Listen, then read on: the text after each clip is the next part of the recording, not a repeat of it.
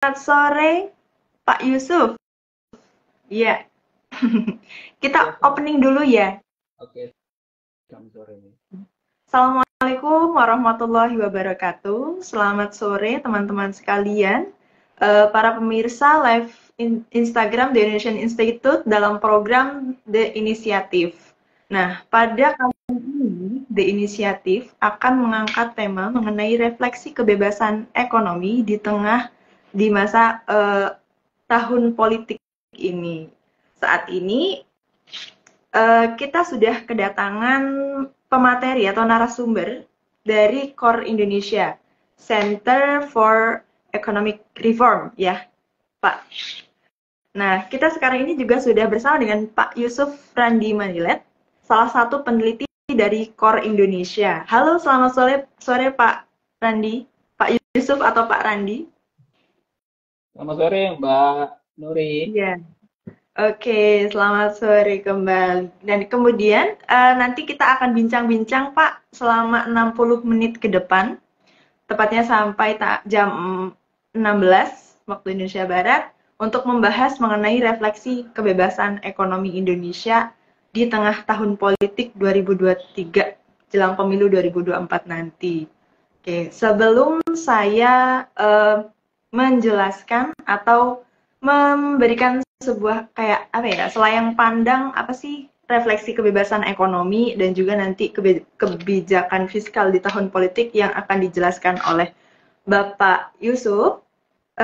Saya akan apa ya, menjelaskan sesi-sesinya di live Instagram bertajuk Inisiatif. Nah, inisiatif ini merupakan uh, live Instagram salah satu program dari The Indonesian Institute untuk membahas mengenai kebijakan-kebijakan yang dibahas oleh narasumber dari uh, organisasi masyarakat sipil atau NGO lain untuk dibahas bersama di dalam live Instagram ini.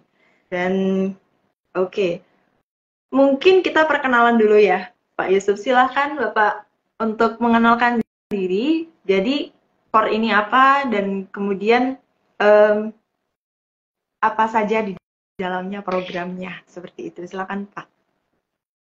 Baik, terima kasih Mbak Nuri. Selamat sore. Assalamualaikum warahmatullahi wabarakatuh. Jadi Waalaikumsalam. pertama-tama, nama saya Yusuf Reni Manilet. Saat ini saya uh, diberikan tanggung jawab sebagai peneliti di lembaga, tadi agak sedikit koreksi, Center of Reform on Economics, atau seringnya dikenal dengan CORE Indonesia, atau biasanya juga dikenal saja dengan CORE. Jadi CORE ini adalah lembaga think tank yang berdiri sejak 2013, jadi sekitar ya hampir 10 tahun gitu ya. Dan risetnya itu memang banyak berkaitan dengan kebijakan publik, dan terutama kebijakan publik yang berkaitan juga dengan aktivitas perekonomian gitu. Jadi banyak hal yang kemudian tentu kita bisa diskusikan ya kalau kita bicara kebijakan publik dan konteksnya dengan aktivitas perekonomian. Seperti itu singkatnya deh terkait CORE Indonesia. Oke, terima kasih Pak Yusuf.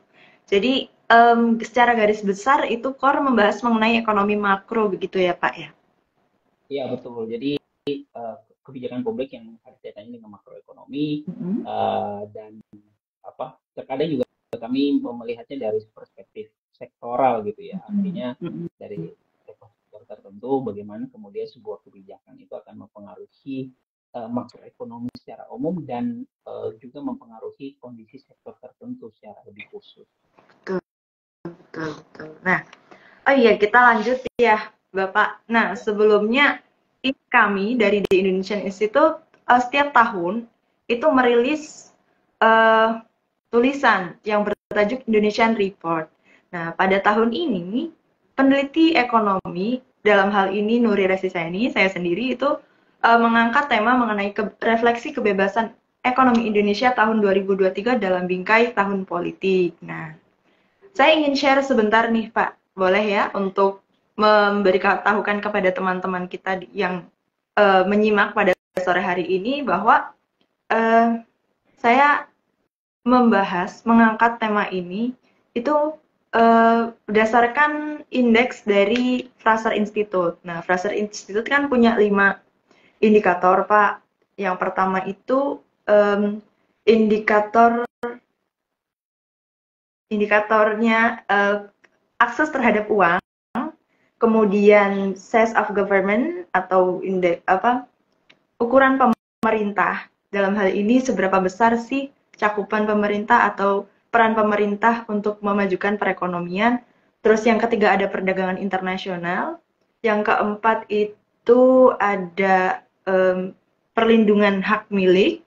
Yang kelima itu regulasi di pasar tenaga kerja dan selain pasar tenaga kerja dan pasar uang gitu. Tenaga kerja dan pasar. Dan kemudian hasil penelitian ini menunjukkan bahwa kebebasan ekonomi di tahun 2023 berdasarkan indeks tersebut, ini kalau di breakdown lagi di Indonesia itu Pak, masih menunjukkan kondisi yang moderat Pak, sebagaimana yang ditunjukkan di indikator kapasitas pemerintah, size of government itu tadi, akses terhadap uang, dan di perdagangan internasional.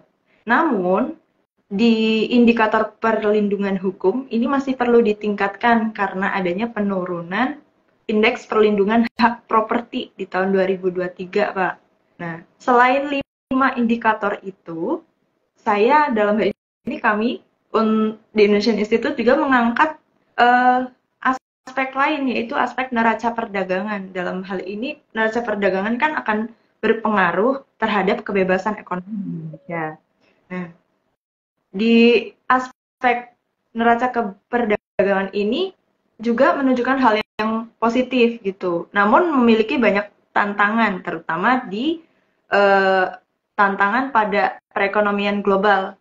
Dalam hal ini kan mitra dagang Indonesia itu mengalami pelemahan ekonomi, otomatis permintaan untuk barang dan jasa dari luar negeri itu agak dikurangi lagi dan itu berdampak pada mitra dagangnya. Nah, kemudian setelah saya menganalisis mengenai neraca perdagangan, saya juga menginsert kebijakan fiskal di tahun politik ini. Karena tahun depan udah 2024, dan tahun ini tentunya seperti yang sudah-sudah, itu ada indikasi bahwa kebijakan yang dibuat, kebijakan fiskal itu untuk mempertahankan posisi petahana. Nanti setelah saya menjelaskan masing-masing indikator kebebasan ekonomi, Bapak Yusuf mohon untuk menjelaskan dari segi fiskalnya, politik, bagaimana kaitannya dengan tahun politik di Indonesia gitu. Nah, selanjutnya saya ingin membahas nih salah satunya. Nanti mohon Bapak Yusuf untuk menanggapinya dari masing-masing indikator. Untuk yang pertama, size of government. Size of government ini menurut Gwardney 2018, itu beliau kan sudah menyusun semacam kebebasan ekonomi, dilihat dari 2 aspek, yaitu aspek konsumsi dan investasi pemerintah gitu. Jadi Gwardney itu melihat kalau misal konsumsi itu apakah itu dilakukan oleh rakyat atau memang khusus pengeluaran pemerintah gitu. Dan kemudian setelah dari aspek konsumsi di sub aspeknya, self government kan ada 2 aspeknya. Yang pertama konsumsi, yang pertama investasi. Yang konsumsi itu dilihat seberapa besar konsumsi dari masyarakat, dan yang kedua itu investasi pemerintah, seberapa besar itu pengeluaran dari pemerintah dalam menjalankan kebebasan ekonomi. Nah, dalam hal ini, temuan kami itu menemukan bahwa ternyata masyarakat, konsumsi masyarakat itu masih mendominasi ini Pak, di aspek kapasitas pemerintah dalam hal kebebasan ekonomi gitu. Nah, kalau boleh tahu menurut Bapak tanggapannya bagaimana dengan temuan hal tersebut mengenai aspek kapasitas pemerintah dalam hal kebebasan ekonomi? Silakan Bapak. Iya, terima kasih Mbak Nuri. Jadi tentu kalau kita bicara kapasitas pemerintah, maka kita juga tidak bisa lepaskan dari intervensi ya yang bisa dilakukan oleh pemerintah. Itu sebenarnya dalam menyampaikan apa indeks kebebasan perekonomian, terutama dalam lingkup eh, intervensi pemerintah, memang kita juga perlu hati-hati dalam penyampaiannya. Betul. Kenapa saya katakan hati-hati? Karena eh, jangan sampai kemudian ditangkap eh, apa peran dari pemerintah itu kemudian harus dikurangi gitu ya untuk melakukan intervensi terhadap beragam aktivitas perekonomian di sisi masyarakat. Karena kalau kita misalnya lihat dari konteks intervensi pemerintah, Ya. terutama misalnya kalau kita kaitkan dengan COVID-19, itu Mm-mm. sebenarnya justru intervensi ataupun peran dari pemerintah itu menjadi cukup besar. Nah, hanya saja memang kalau seandainya dikaitkan lagi misalnya dengan konteks nanti kita diskusi di belakang ya terkait bagaimana kemudian intervensi pemerintah ini digunakan sebagai alat untuk menyampaikan agenda-agenda tertentu, itu yang kemudian akan menjadi diskusi tersendiri gitu ya. Artinya memang keputusan ataupun peran pemerintah dalam melakukan intervensi di perekonomian masyarakat itu juga di satu sisi betul itu sisi apa hal yang baik gitu ya. Hanya Mm-mm. saja di sisi yang lain itu kemudian juga bisa mendorong munculnya manipulasi yang kemudian bisa dilakukan pemerintah dalam melakukan intervensi tersebut. Jadi Betul. tanggapan saya seperti itu. Jadi kalau seandainya kita membaca reportnya, kemudian yang membaca kemudian orang dengan pemikiran school of thought-nya kemudian dia bisa mengerikan dahi itu. Ini maksudnya peran pemerintah dikurangi atau seperti apa gitu. Jadi di satu sisi itu tadi balik lagi bahwa ini memang sebenarnya penting peran pemerintah, tapi juga kemudian memang ada konsekuensi yang bisa timbul ketika misalnya uh, semua peran dari pemerintah itu kemudian memunculkan agenda-agenda tertentu bagi pemerintah yang misalnya sedang berkuasa seperti itu. Ya, ya, ya, benar-benar. Yang terima kasih tenaga lainnya yang memang kami garis bawahi memang meskipun nih peran pemerintah dalam hal konsumsi nih Pak, itu masih didominasi oleh konsumsi masyarakat dan memang dari sejak dahulu itu konsumsi masyarakat dalam perekonomian terbuka itu memang memiliki kontribusi yang tertinggi dibandingkan investasi pemerintah, pengeluaran pemerintah, net ekspor gitu. Memang kita menyorotinya dengan hal tersebut. Jadi bukan serta-merta peran pemerintah itu sepenuhnya itu les gitu. Kalau misal dibaca oleh orang yang mungkin tidak apa ya, tidak ada background tentang ekonomi makro, memang langsung menimbulkan sebuah pro kontra gitu. Dan peran pemerintah ketika COVID misalnya memang sangat-sangat dibutuhkan. Nah, untuk selanjutnya nih Pak, kita lanjut ya setelah ke peran pemerintah. Ini memang pembahasannya memang bukan agak sih, memang sangat makro. Jadi based on di raw data aja gitu. Nah, kemudian di aspek kedua yaitu kita membahas mengenai penegakan hukum. Di dalam Indonesian Report 2023 bidang ekonomi ini, eh, kebebasan ekonomi yang kedua aspeknya adalah aspek penegakan hukum. Dalam hal ini di report kami menginsert indeks gambaran property rights atau perlindungan hak properti di dalam indeks di Heritage Foundation gitu di tahun 2023 itu menunjukkan property rights kita itu sangat jauh di bawah Singapura gitu. Sehingga regulasi atau yang regulasi kebijakan untuk hak dalam memiliki properti bagi individu di Indonesia itu masih sangat-sangat rendah. Nah, kalau boleh tahu bagaimana tanggapan Bapak dengan kondisi yang seperti itu, Pak? Iya, kalau kita bicara terkait intelektual, memang ini menjadi satu tantangan gitu ya, karena sebenarnya di satu sisi peran dari pemerintah untuk melakukan pengawasan, terutama untuk memastikan bahwa uh, sebuah hak kekayaan intelektual properti itu dihargai di masyarakat itu penting. Namun di saat yang bersamaan ekosistem ya masyarakat itu sendiri dalam kemudian menghargai hak kekayaan intelektual properti yang juga tidak kalah penting gitu.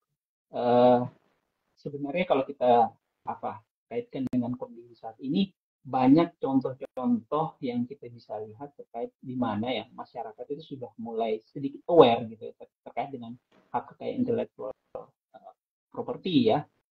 Seperti misalnya secara sederhana kalau yang masyarakat atau teman-teman yang biasa menggunakan ini ya layanan streaming online untuk menonton gitu, itu kan menurut saya itu merupakan salah satu bagian dari masyarakat untuk kemudian menghargai ya hak kekayaan intelektual dari suatu produk gitu. Dan saat ini masyarakat sudah secara sadar mengeluarkan uang mereka gitu ya untuk misalnya mengakses beragam akses layanan streaming tersebut. Yang berarti itu bagus gitu ya dalam konteks yang sangat kecil, itu merupakan suatu wujud masyarakat dalam menghargai hak kekayaan intelektual properti. Namun memang di saat yang bersamaan secara ekosistem ini kemudian memang belum terbangun ya secara lebih luas, karena di saat yang bersamaan juga banyak hal-hal yang di mana masyarakat itu tidak terlalu tidak terlalu mempedulikan terkait hak kekayaan intelektual properti itu. Misalnya terkait lisensi produk laptop atau komputer misalnya. Nah itu kan kita sering ketemu menggunakan software bajakan gitu. Jadi memang saya kira saya sependapat ya bahwa tantangan dalam pengawasan hak kekayaan intelektual properti itu di dalam negeri juga relatif masih rendah. Di saat yang bersamaan juga upaya dalam misalnya mendaftarkan ya hak merek juga itu relatif juga masih rendah di dalam negeri di Indonesia. Jadi ini suatu hal yang berkaitan. Jadi di satu sisi masyarakatnya memang secara umum itu belum belum aware sepenuhnya terkait hak kekayaan intelektual properti, namun di saat yang bersamaan juga memang sudah ada sedikit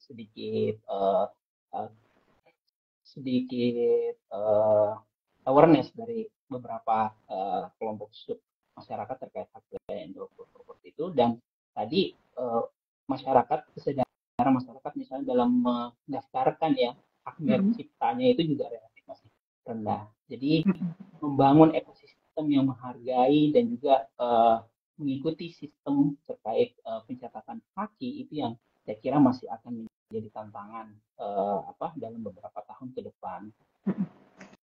Sepakat dengan apa yang disampaikan Bapak Yusuf. Memang terkait perizinan itu di Indonesia masih mengalami kesulitan. Itu tadi Bapak membahas mengenai hak kepemilikan intelektual dan sebagainya ya. Belum lagi ditambah dengan hak milik untuk mendapatkan properti seperti lahan, tanah atau usaha dan sebagainya. Itu kita harus memiliki sertifikat-sertifikat seperti sertifikat hak milik, ada hak guna bangunan, izin mendirikan bangunan dan sebagainya. Itu dari digital saja memang sudah menghadapi tantangan seperti itu, apalagi di bidang yang sifatnya untuk pembangunan dan izin usaha. Itu juga masih banyak kendala dan tantangan ke depannya gitu. Terima kasih Bapak Yusuf.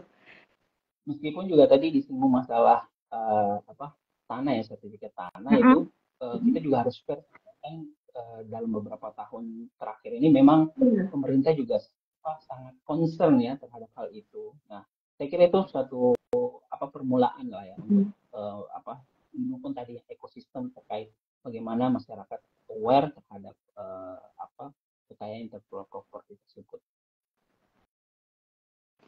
Betul. Terima kasih. Sekarang ini juga akhirnya ini banyak seperti konflik ya yang membahas mengenai agraria, perselisihan dan sebagainya itu masih santer terdengar di pemberitaan baik online maupun ini ya, maupun luring. Iya, Kemudian yang ketiga kita Pak, iya, kita membahas mengenai akses terhadap uang nih di salah satu aspek kebebasan ekonomi. Selain kapasitas pemerintah dan juga eh, perlindungan hukum untuk property rights. Kita yang ketiga itu akses terhadap uang. Nah, di dalam akses terhadap uang ini kami mengapa ya, memberikan data-data seperti jumlah uang beredar dan juga akses terhadap uang nih Pak. Nah, oke. Di akses terhadap uang ini ada, maaf, jumlah uang beredar dan inflasi Pak. Nah, di jumlah uang beredar berdasarkan data Bank Indonesia memang selalu mengalami perkembangan, terutama di bulan Juni 2023. Ini dipengaruhi oleh perkembangan penyaluran kredit nih, Pak. Kemudian iya, untuk inflasi juga, bahkan itu inflasi kita memiliki sebuah prestasi ya, karena inflasi kita kata Ibu Menteri juga mengalami yang terkecil gitu di beberapa tahun terakhir. Bagaimana tanggapan Bapak mengenai temuan laporan kami? Gitu? iya. Pertama masalah jumlah uang beredar ya. Jumlah uang beredar itu kan sebenarnya bisa diartikan dalam beragam bentuk. Eh, Mm-mm. Salah satunya misalnya semakin maju perekonomian suatu negara, maka umumnya jumlah uang beredar di negara tersebut juga akan ikut mengalami peningkatan, ditopang oleh beragam aktivitas perekonomian di negara tersebut. Nah, di saat yang bersamaan juga tadi disinggung masalah bagaimana kaitannya jumlah uang beredar dengan kapasitas pemberian kredit. Nah, ini kan diskursus yang Mm-mm. lebih spesifik lagi gitu, karena saya kira betul bahwa dalam beberapa tahun terakhir ini perbankan terutama itu berupaya untuk menyalurkan kredit ke beragam aktivitas perekonomian. Nah, hanya Betul, saja betul. kan bahwa tidak semua kemudian kelompok masyarakat itu bisa mengakses layanan keuangan yang sifatnya formal seperti Mm-mm. perbankan gitu ya. Ada kelompok masyarakat yang secara prasyarat itu kemudian harus dipisahkan atau tidak bisa mengakses layanan keuangan formal seperti perbankan tersebut. Nah, aksennya layanan keuangan formal seperti perbankan ke beberapa kelompok masyarakat inilah yang kemudian menurut saya juga menjadi dorongan munculnya beragam layanan financial teknologi ya fintech yang memberikan layanan juga dalam berbagai bentuk dan hampir mirip sebenarnya dengan perbankan. Sebenarnya di satu sisi kalau kita bicara konteks kebebasan ini kan memberikan uh, ruang ya, bagi kelompok-kelompok yang tidak bisa mengakses layanan perbankan terutama kredit itu untuk menggunakan layanan financial teknologi ini dan saya kira juga kalau kita lihat datanya itu pengguna dari fintech juga relatif mengalami peningkatan. Nah, hanya saja kemudian tidak semua layanan fintech ini uh, punya semacam kapasitas pemberian ataupun penyaluran yang baik gitu ya. Ada Mm-mm. kemudian layanan fintech yang akhirnya sifatnya itu cuma untuk sekedar menyalurkan uh, dana untuk kemudian nanti dikembalikan dalam jumlah yang besar. Nah, makanya tuh kalau kita ikuti dalam beberapa bulan terakhir ini ya masalah pinjaman online gitu ya, kemudian Iya, sifatnya benar-benar. ilegal itu kemudian muncul. Saya kira itu adalah muara masalah salah satunya dari tidak uh, tidak bisanya masyarakat dari beragam kelompok itu mengakses layanan keuangan formal seperti perbankan seperti itu. Meskipun tadi disampaikan bahwa kredit dari perbankan itu disalurkan dari tiap tahunnya, tetapi ada juga kelompok masyarakat yang tidak bisa menerimanya. Tidak hanya dari sisi Ya, masyarakat, ya. lapangan usaha pun. Nah, kemudian tadi masalah inflasi. Saya kira betul bahwa inflasi sebenarnya kalau dikatakan rendah tidak juga. Artinya sebenarnya inflasi itu dalam beberapa tahun terakhir ini dia memang selalu berada dalam range targetnya pemerintah ya.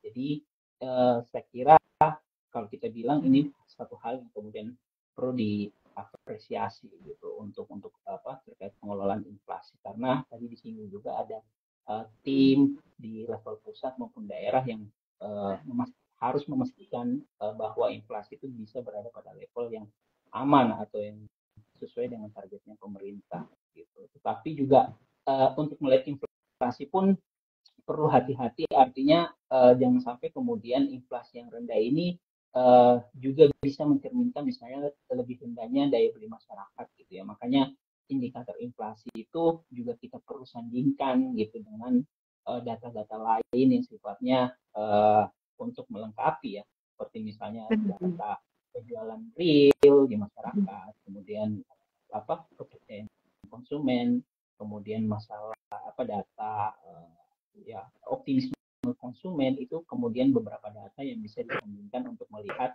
apakah rendahnya inflasi ini betul karena pemerintah berhasil ya menjaga tingkat inflasi di level yang diinginkan, atau justru karena rendahnya permintaan dari kelompok masyarakat. Jadi di tiap tahunnya ini kemudian yang perlu terus dilihat. Oke, terima kasih. Saya sepakat juga dengan apa yang disampaikan oleh Bapak Randy bahwa memang kita itu sebenarnya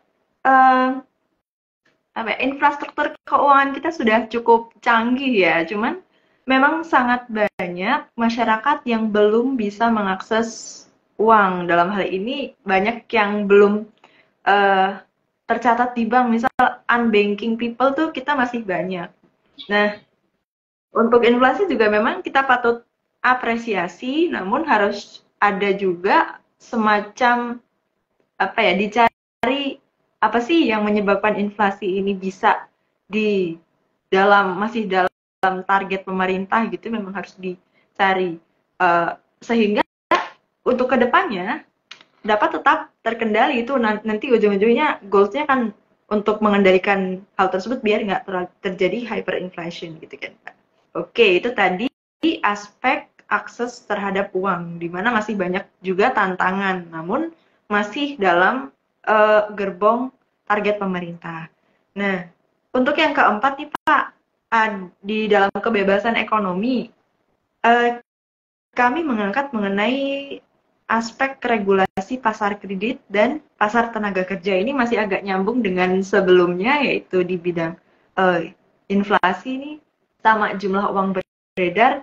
Jadi dalam pasar kredit itu kami menunjukkan data bahwa banyaknya dana pihak ketiga gitu.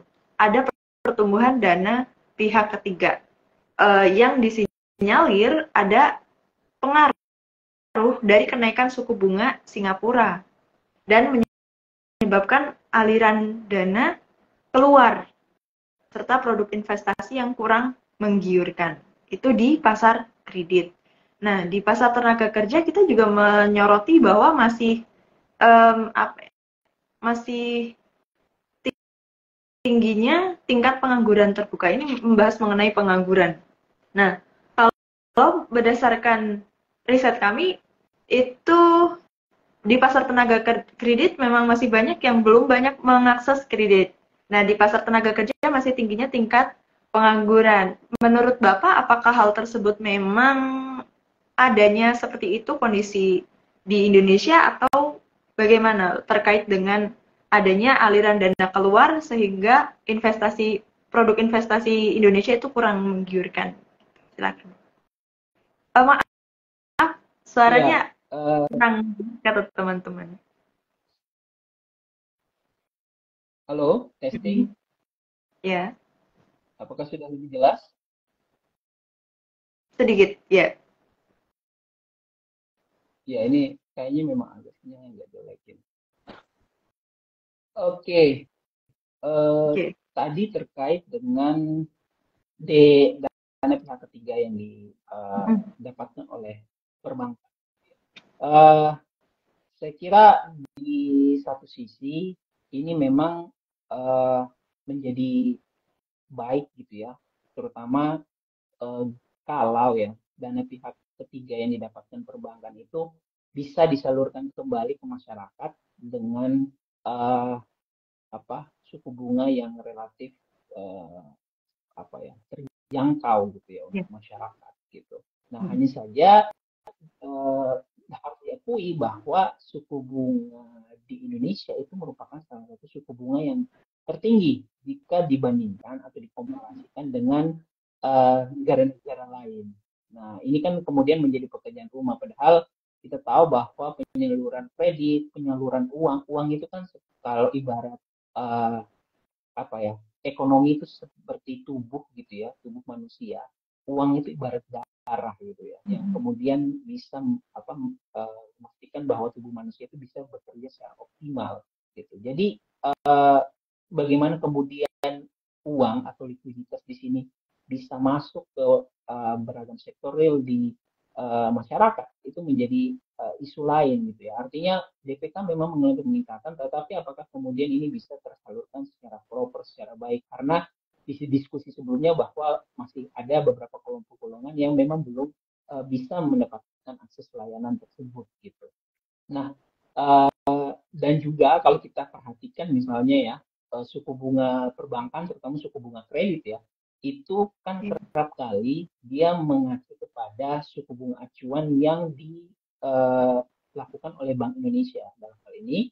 Nah, tetapi menariknya kalau seandainya nanti bisa dicek datanya, ketika misalnya Bank Indonesia itu menurunkan ya suku bunga acuannya, suku bunga kredit itu tidak langsung kemudian turun gitu ya, itu pelan-pelan gitu. Ini kalau kita lihat tren datanya itu agak agak lebih landai dibandingkan penurunan dari suku bunga acuan Bank Indonesia gitu ya. Jadi saya kira hal itulah yang kemudian juga kerap kali menjadi tantangan terutama bagi lapangan usaha ya, karena dia kemudian akan hitung-hitung nih kalau sebenarnya suku bunga kreditnya tinggi, dia mau melakukan ekspansi usaha atau enggak gitu. Nah, lapangan usaha yang melakukan ekspansi itu kan ibarat darah tadi gitu untuk kemudian bisa menggenjot perekonomian di suatu negara. Jadi itu sih. Jadi kalau kita bicara DPK seperti itu juga perlu dilihat konteksnya bagaimana bank itu menyalurkan kreditnya secara lebih proper gitu. Kemudian masalah tenaga kerja, ya saya kira memang COVID ini ya menjadi pengubah skenario yang berdampak terhadap beragam negara Indonesia gitu. Banyak kemudian indikator yang sebenarnya sedang berada dalam tren yang menurun sebelum COVID tiba, itu kemudian mengalami peningkatan lagi ketika COVID. Nah, inilah yang menjadi pekerjaan rumah kembali bagi pemerintah untuk kemudian menurunkan tingkat pengangguran atau setidaknya mengembalikan level pengangguran itu seperti sebelum terjadinya pandemi. Di saat yang bersamaan, kalau kita bedah juga salah satu indikator pengangguran yang juga perlu menjadi concern adalah masih relatif tingginya tingkat pengangguran usia muda. Betul. Nah, ini kan kontradiktif dengan bonus demografi yang sering digaungkan oleh pemerintah sebagai bentuk akan memajukan perekonomian dalam jangka panjang. Tapi kalau seandainya pengangguran mudanya ini tidak dimitigasi gitu ya dalam jangka waktu yang panjang, itu kan tentu akan menjadi masalah gitu. Artinya jangan sampai kemudian bonus demografi yang sering disampaikan oleh pemerintah itu menjadi bencana demografi gitu, karena periode waktunya kan tidak istilahnya tidak sebentar gitu ya. Jadi cuman kita hanya punya beberapa waktu sebelum kita kehilangan bonus demografi itu. Nah, makanya upaya-upaya tentu kita apresiasi, misalnya pemerintah sudah mengeluarkan beragam kebijakan, misalnya kartu prakerja ya, tadi yang disinggung juga di studi The Indonesian Institute, itu merupakan hal yang baik. Tapi kalau kita bisa sampaikan bahwa ruang yang kemudian bisa ditingkatkan adalah bagaimana penciptaan lapangan kerjanya. Kan menjadi tidak match ketika misalnya ada pekerja yang dilatih gitu ya, tapi ketika sudah dilatih mereka sudah siap, tetapi ketika ingin masuk ke lapangan kerja misalnya itu lapangan kerjanya tidak ada gitu. Nah, ini Tidak yang ada. menjadi permasalahan berikutnya. Nggak ada gitu. Eh, Bagaimana kemudian penciptaan lapangan kerja, lapangan usaha yang kemudian bisa menyerap angkatan kerja dalam jumlah yang besar, itu juga menjadi salah satu pekerjaan rumah pemerintah dalam jangka menengah hingga panjang gitu. Misalnya salah satu ya sektor yang kemudian sangat potensial misalnya industri manufaktur gitu. Nah, ini yang perlu menjadi apa ya, perhatian pemerintah gitu untuk memastikan misalnya sektor manufaktur itu bisa tumbuh dalam tren yang baik dan tren yang lebih tinggi, sehingga itu kemudian juga ikut memberikan dampak positif, dampak multiplier ke penyerapan tenaga kerja, terutama tenaga kerja yang sifatnya ini ya, usia milenial, usia muda lah, seperti itu, sehingga bonus demografinya nanti bisa dicapai seperti itu. Terima kasih Bapak Yusuf atas tanggapannya terkait temuan TI ini. Jadi ya memang untuk di pasar kredit ini memang kalau misal kita lihat dari DPK dana pihak ketiga, baik dia yang menyetorkan uang maupun yang menyalurkan uang, untuk kredit, perkembangan kredit yang disalurkan perbankan itu tercatat tumbuh positif di Juni 2023, Pak. Nah, katanya, kata Bank Indonesia ini eh, disebabkan oleh adanya pergolakan dalam kredit untuk modal kerja, untuk investasi, dan juga untuk konsumsi gitu. Sehingga dapat kami katakan bahwa hal tersebut memang masih cukup moderat, walau meskipun hal tersebut menurun dari bulan sebelumnya. Dan sebagaimana yang dijelaskan oleh Bapak Yusuf bahwa modal kerja, investasi, dan untuk konsumsi ini memang masih ada kaitannya dengan pandemi yang terjadi di tahun 2020-2021 kemarin gitu ya Bapak ya. Jadi bagaimana mereka setelah diberikan pelatihan gitu, mereka ingin memperoleh modal untuk mengembangkan bisnisnya atau membuat bisnis, dan hal tersebut akan berdampak di pasar tenaga kerja untuk dan yang berujung pada penurunan tingkat pengangguran TPT, tingkat pengangguran terbuka. Itu harapannya. Namun pada kenyataannya yang kami tulis itu di dalam bagian rekomendasi penguatan mengenai program program untuk pelatihan kerja ya yang tadi Bapak Ren disebutkan itu saat ini masih dalam tahap evaluasi gitu. Jadi orang yang mendapatkan kartu prakerja itu tadi itu belum tentu mendapatkan pekerjaan dari situ. Bisa jadi orang yang mendapatkan pekerjaan itu di luar dari kartu prakerja itu tadi. Nah, seringkali kartu prakerja yang digunakan itu memang diikuti oleh mereka. Ketika mereka selesai mengikuti program kartu prakerja dan malah sebagaimana yang disebutkan Bapak Randy, itu ujung-ujungnya tidak ada lapangan pekerjaannya. Dan ini menjadi tantangan bagi Indonesia bagaimana menciptakan lapangan pekerjaan yang sangat besar, namun keberlanjutan itu juga dalam jangka panjang. Itu hal yang masih menjadi konsentrasi ya untuk pemerintah. Nah, oke, itu tadi aspek pasar tenaga kerja dan di pasar kredit. Kemudian kita aspek yang kelima, yaitu perdagangan internasional. Dan hal ini akan berkaitan dengan aspek neraca perdagangan yang menjadi tambahan dalam data di kebebasan ekonomi ini, Pak. Di perdagangan internasional ada dua sub-aspeknya, yaitu yang pertama di tarif ekspor-impor dan juga tarif arus modal asing. Sorry. Nah, ini mohon maaf, ini iklan dulu ya. Teman-teman bagi yang ingin bertanya silahkan dituliskan ke dalam kolom chat dan semoga masih menyimak ya obrolan makroekonomi banget ini. Semoga masih menyimak. Nah, di dalam aspek perdagangan internasional ini, dalam penelitian kami juga menemukan bahwa ekspor dan impor ini juga masih dalam kinerjanya masih positif gitu. Kinerja kinerja ekspor terutama di bulan Mei karena ada ekspansi sektor manufaktur di negara mitra dagang, utamanya di Tiongkok, Jepang, India, dan Filipina. Kemudian selain ekspornya, impornya ini juga tumbuh. Kata Kementerian Perdagangan itu tumbuh 2 digit di level 14,35% secara year on year. Nah, melihat hal tersebut, bagaimana tanggapan Bapak terkait dengan tarif ekspor impor selama ini yang berdampak pada net ekspor? Iya, kalau kita bicara ekspor impor perdagangan internasional, tentu juga tidak bisa kita lepaskan dari kondisi perekonomian global ya. Artinya permintaan ekspor itu juga sangat ditentukan bagaimana kinerja dari negara mitra utama kita. Nah, di saat yang bersamaan, Bapak maaf suaranya dulu. coba bentar, saya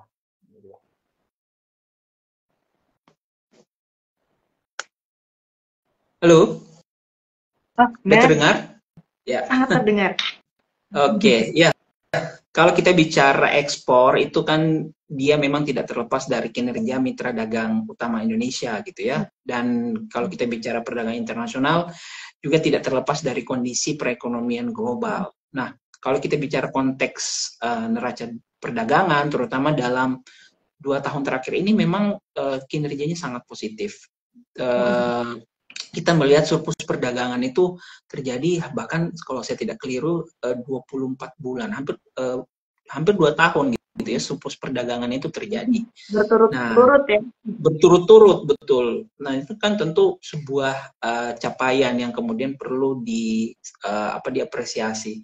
Namun demikian juga tidak bisa kita lepaskan bahwa pencapaian kinerja dagang yang mencatatkan surplus itu juga tidak terlepas dari peningkatan harga komoditas yang terjadi dalam 2 tahun terakhir ini gitu. Nah, kalau kita lihat misalnya beberapa harga komoditas utama dari ekspor Indonesia seperti misalnya CPO, kemudian nikel, kemudian batu bara, kemudian ya beberapa produk komoditas unggulan itu mengalami peningkatan di 2 tahun ke belakang gitu ya. Nah, kenapa kemudian dia mengalami peningkatan? Ini juga tidak terlepas dari faktor atau sentimen geopolitik yang kita tahu bahwa sentimen geopolitik itu ada hubungannya dengan konflik geopolitik antara Rusia dan Ukraina. Nah, ketika konflik geopolitik itu terjadi, itu harga komoditas mengalami peningkatan dan Indonesia tuh seperti kejatuhan durian runtuh gitu ya, windfall, karena ya betul, harga komoditasnya mengalami peningkatan dalam waktu yang singkat, sehingga itu kemudian yang tergambar dalam surplus neraca perdagangan kita gitu. Jadi saya kira itu artinya kenaikan surplus dagang, peningkatan pertumbuhan ekspor itu juga tidak terlepas dari sana karena ada faktor-faktor windfall tadi yang saya sebutkan gitu.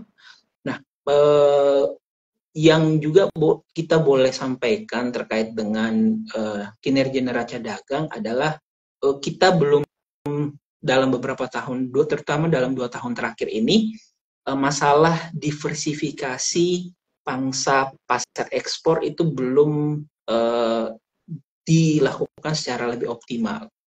Artinya Indonesia itu masih sangat bergantung pada negara mitra utama. Katakanlah misalnya seperti China, kemudian India, dan beberapa negara lain. Nah, ini sebenarnya tidak salah gitu ya, yaitu menjadi wajar-wajar saja. Tetapi ketika kita sangat tergantung kepada negara-negara tersebut dan negara tersebut misalnya mengalami koreksi pertumbuhan ekonomi, itu juga kan akan ikut mempengaruhi dinamika permintaan terhadap produk-produk ekspor Indonesia gitu, yang pada muaranya bisa mengalami penurunan. Nah, kalau seandainya kita bisa mengoptimalkan atau mendorong diversifikasi negara tujuan ekspor, ini akan tentu menjadi lebih baik lagi dalam konteks Bapak menjaga neraca perdagangan di level yang baik seperti itu. Nah, kemudian tadi saya singgung tadi masalah impor juga mengalami peningkatan ya karena hampir sekitar 50% impor itu untuk digunakan sebagai bahan baku penunjang industri. Jadi kita impor bahan baku penunjang industri, diolah, kemudian diekspor kembali. Gitu. Nah, saya kira itu yang kemudian bisa saya sampaikan terkait neraca perdagangan. Terus kemudian tadi satu apa lagi ya untuk ininya? Mungkin sementara itu dulu, nanti mungkin bisa diingat-ingat lagi. Betul, Oke, terima oke. kasih. Nah, terkait dengan aspek perdagangan internasional memang memiliki tantangan tersendiri, terutama menghadapi konflik Ukraina dan Rusia itu tadi. Dan tentunya juga banyak lembaga yang seperti apa ya, memproyeksikan pertumbuhan ekonomi di negara-negara yang maju. Kalau di World Bank, sebagaimana di latar belakangnya sudah saya tuliskan dalam laporan Indonesian Report itu, di Global Economic Prospect yang dirilis oleh World Bank itu memang menunjukkan bahwa diproyeksikan 2023 di negara-negara maju itu turun 0,7% pertumbuhan ekonomi GDP-nya. Dan kemudian di negara emerging market and development itu kecuali Cina semuanya juga mengalami pelemahan. Nggak semuanya sih. Jadi ada beberapa yang mengalami pelemahan. Namun memang saya sepakat dengan pernyataan Bapak Yusuf, kita tidak boleh mengandalkan negara-negara yang menyumbang surplus terbesar di Indonesia gitu ya Pak ya. Kita tidak boleh bergantung dengan hal tersebut karena di saran World Bank atau proyeksi World Bank juga mereka di ekonomi negara maju itu mengalami perlambatan. Jadi jangan sampai terlena sama windfall effect itu tadi, bagaimana diceritakan oleh Bapak Yusuf. Oke. Terima kasih Pak atas insight-nya. Kemudian kita lanjut. Ini tadi sudah membahas sekaligus dengan neraca perdagangan ya. Kita masih surplus selama 2 tahun berturut-turut, 24 bulan gitu. Dan nggak tahu sampai kapan lagi, tapi jangan sampai terlena. Nah, ini kan 2023 merupakan tahun yang 1 tahun jelang pemilu, di mana euforianya sudah terasa, itu sudah menandakan bahwa ini tahun depan nih kita bakal pemilu, yang dilihat juga dari berbagai aspek. Salah satunya aspek kebijakan fiskal nih Pak. Beberapa waktu yang lalu saya membaca mengenai tulisan Bapak Yusuf itu diterbitkan di bisnis.com ya, membahas mengenai kebijakan fiskal di tahun politik. Nah, boleh diceritakan nggak Pak mengenai tulisan Bapak tersebut? Dan kalau di penelitian kami di Indonesian Report ini juga mengulas sedikit mengenai dampak konteks tahun politik terhadap kebijakan fiskal. Karena katanya menurut Nordhaus itu teorinya menunjukkan bahwa pemerintah dapat memanipulasi ekonomi untuk kepentingan pemilihan dengan memanfaatkan alat-alat kebijakan ekonomi seperti fiskal dan moneter. Nah, monggo Bapak Yusuf disampaikan lebih lanjut terkait hal ini gitu, dan mungkin bisa diceritakan contoh-contoh nyatanya, isu-isunya itu yang berhembus seperti apa. Ya, terima kasih Mbak Nuri. Jadi memang menarik ya kalau kita bicara tahun politik, apalagi kita kaitkan konteksnya dengan dinamika politik dalam beberapa hari terakhir ini. Anyway, kalau misalnya kita kaitkan tahun politik dengan agenda perekonomian, itu memang tidak bisa dilepaskan gitu ya. Tadi juga sudah disinggung, beberapa studi literatur itu menunjukkan memang ada semacam siklus tahun politik terhadap perekonomian, terutama 1 tahun atau 2 tahun sebelum election year itu berlangsung gitu. Misalnya tadi disinggung masalah pionir, salah satu pionir itu Nordhaus, studinya 1975, dia memang mengatakan bahwa dalam siklus bisnis politik memang akan digunakan beragam instrumen kebijakan yang sifatnya berkaitan dengan perekonomian, dalam hal ini misalnya kebijakan fiskal. Jadi kebijakan fiskal itu seperti pajak, mungkin teman-teman yang belum familiar ya, fiskal itu seperti apa, pajak, kemudian belanja, bantuan sosial, subsidi, itu beberapa hal yang termasuk dalam kebijakan fiskal. Dan selain kebijakan fiskal, itu kebijakan instrumen lain yang digunakan oleh pemerintah ketika tahun politik itu dari sisi moneter gitu ya. Misalnya suku bunga tadi sudah disinggung. Tetapi memang kalau kita bicara bagaimana mempengaruhi, memang dari sisi fiskalnya yang sangat sangat kental gitu untuk kemudian terasa atau bisa dilakukan oleh pemerintah. Nah, kenapa kemudian beragam instrumen itu digunakan dalam opini saya ya, itu saya sebutkan dan saya kutip dari studinya Nordhaus, itu karena untuk memanipulasi perekonomian untuk mendapatkan keuntungan pemilihan dengan menciptakan itu tadi pertumbuhan, kemudian penganggurannya turun gitu ya sebelum tahun politik itu dimulai. Itu dari Nordhaus. Kemudian tidak hanya Nordhaus gitu ya, ada pun peneliti lain, misalnya ada Kachelheim dan kawan-kawan, itu tahun 2010 sama sebenarnya, relatif mirip. Dia juga menyebutkan bahwa kemungkinan pemerintah untuk terpilih kembali itu juga akan ditentukan dari kinerja perekonomian 1 tahun atau 2 tahun sebelum tahun politik itu berlangsung gitu.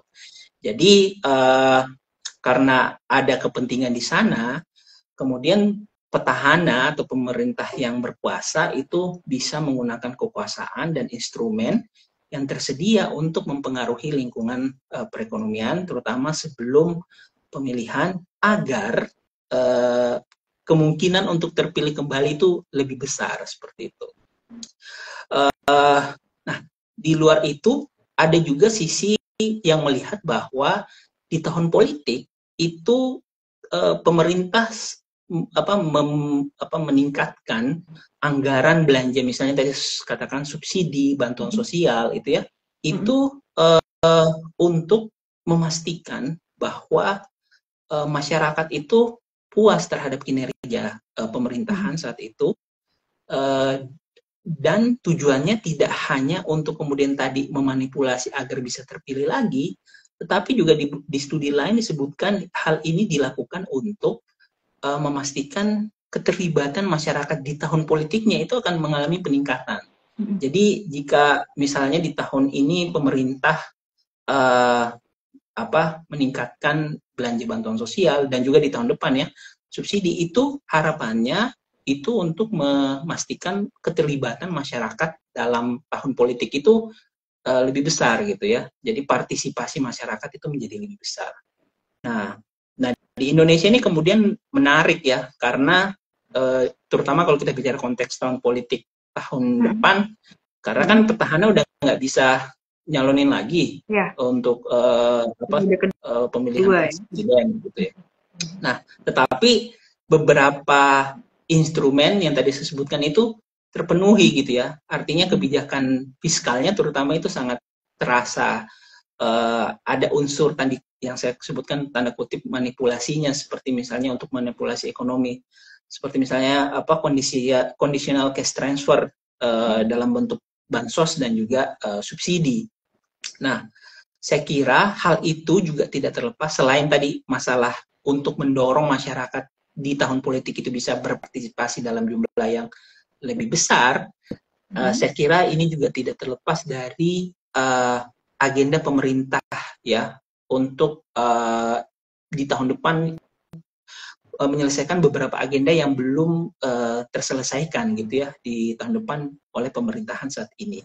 Misalnya di tahun depan itu pemerintah menargetkan kemiskinan itu mengalami penurunan. Nah, level penurunannya pun tidak tanggung-tanggung. Penurunannya itu angkanya itu relatif lebih rendah, bahkan jika dibandingkan dengan sebelum terjadinya pandemi gitu.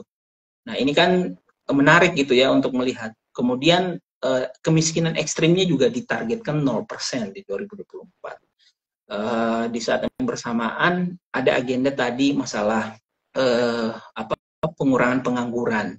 Nah, makanya ini yang kemudian kalau kita lihat adalah yang dilakukan pemerintah gitu ya. Jadi tidak hanya dalam konteks ini menurutnya pemerintah sudah tidak punya kepentingan lain ya, yang setidaknya kita lihat gitu. Pemerintah sudah tidak punya kepentingan untuk terpilih kembali.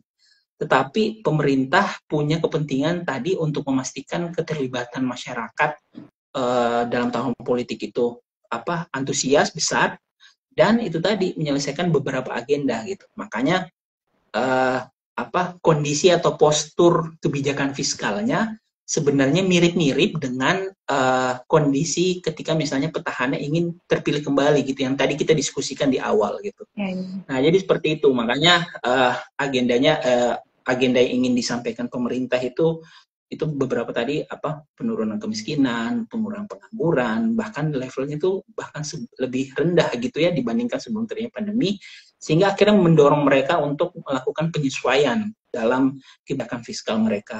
Dari sisi misalnya tadi bantuan sosialnya lebih tinggi, kemudian juga subsidinya juga lebih tinggi, dan juga bisa saya tambahkan adalah di tahun depan beberapa program perlindungan sosial itu memang terjadi penyesuaian gitu ya. Terjadi penyesuaian itu dalam konteks pemerintah melakukan misalnya perubahan data penerima bantuan di subsidi DTKS terutama gitu ya. Iya, DTKS.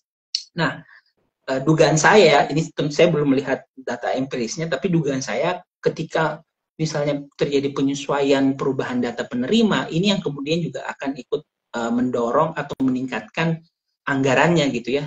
Yang tadinya misalnya ternyata dilihat yang menerima misalnya 10 juta orang gitu.